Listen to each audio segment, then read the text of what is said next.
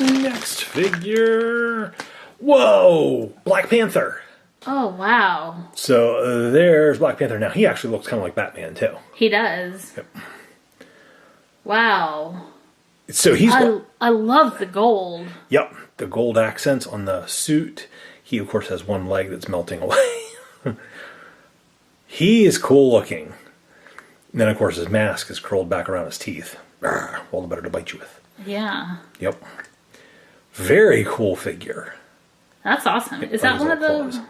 Alright, thank you one more time to Funko for sending us this case of Marvel Zombies. We ended up getting the entire collection of them, including all the Chase figures, which was super awesome.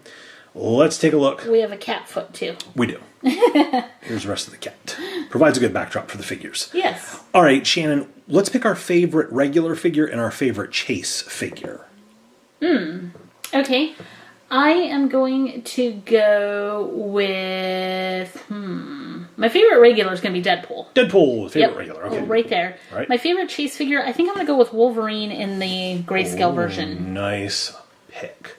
Okay, I'm going to go with Magneto as my favorite regular figure. Nice. My favorite Chase figure...